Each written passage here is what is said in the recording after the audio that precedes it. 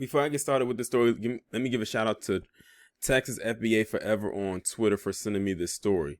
And it was posted September 6, 2021.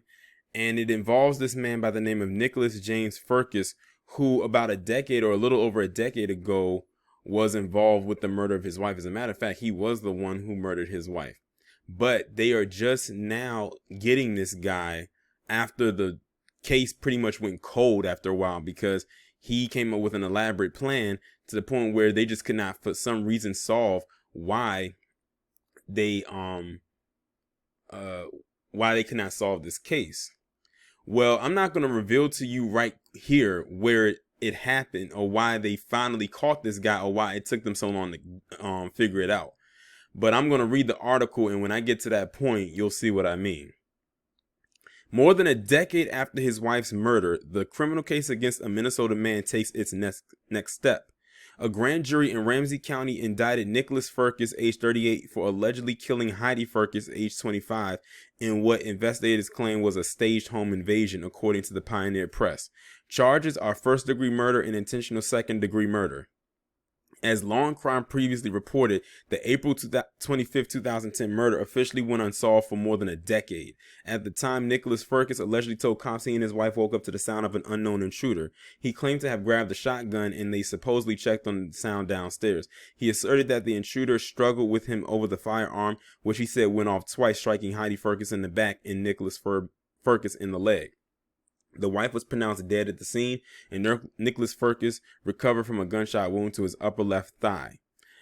Medical records noted that he was hysterical throughout the exam and crying loudly, according to the probable cause statement from May of this year. He was treated and released after about 3 hours. He probably was crying hysterical because he shot his damn self in the leg and he was in pain, not because of his wife being dead, because he was the one that did it. Now here's the plot twist. Here's why I'm about to read to you. Here's why this case went unsolved for over a decade.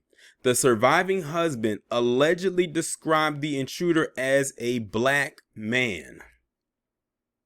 That is why they could not figure out this case. So they probably was going around trying to find as many black men as they possibly could that fit the description that he's gonna give. I'm gonna read it to you. And that's why they couldn't figure out. This is the oldest trick in the Dub S handbook. This man killed his wife, claimed it was an intruder, shot her in the back of the head, and then shot himself to make it look like it was an actual intrusion. Then blamed it on a black man. The case goes unsolved for over a decade, and then they finally get him. Both at the hospital and at the police station, Furcus filled in details from the moment he heard someone at the door to the struggle that just inside the front door with his shotgun to the first and second shots that killed Heidi and wounded Nicholas. He also provided authorities a more complete profile of the intruder. Black, 6'1" or 6'2", dark hoodie drawn over his face, maybe wearing sunglasses, maybe wearing gloves. What, no black sedan? Because you know they like to talk about the black truck. It was all a lie, officers said. Investigators long put the couple's financial situation under scrutiny. Nicholas Furcus also said that he and Heidi were behind on their bills and that their house had been foreclosed on and that they had to be put out the next day.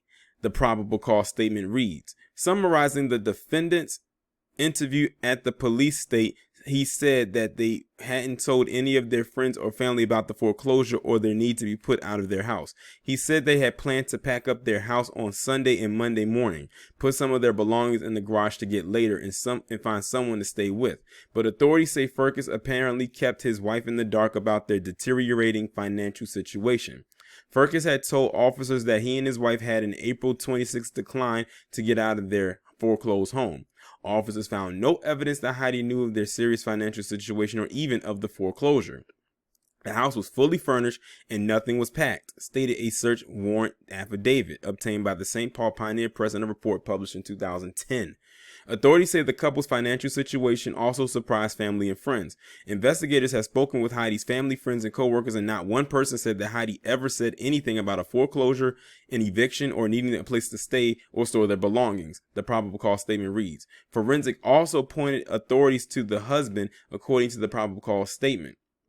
Investigators tested swabs from the gun for DNA but found no unidentified DNA profiles. DNA swabs from the entry door contained insufficient genetic information. Given where Heidi was shot, the trajectory of that shot, if extended back to just inside the front door, would require the shotgun to be near the table inside the door. If the incident happened as Nicholas Fergus described, the intruder would have been between the shotgun and the table.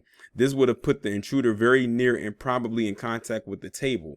Despite this, nothing on the table was knocked over or apparently disturbed. Now imagine if they would have figured all of this out back then. This man would have been in jail right now. But look at who he immediately decided to say was the reason for his wife's death. A 6'1" or 6'2" dressed in all black man. That was one of the main, if not the catalyst, as to why this case went cold for over a decade. This man killed his wife and went on to live his life of freedom. And all he had to do was blame a black man. Well, I hope that no black man got falsely put in jail behind this. Based on what I've read, it doesn't sound like they did, because if they did put someone in jail, they would have mentioned it in this article. But goddamn, this guy ain't shit. And I mean he's not ain't shit. But like I said, how many stories have we heard where PC makes these false claims that a black person has done something to them? They robbed them, they sexually assaulted them, murdered, all of that, to try to get off. And technically this guy did get off for 10 years.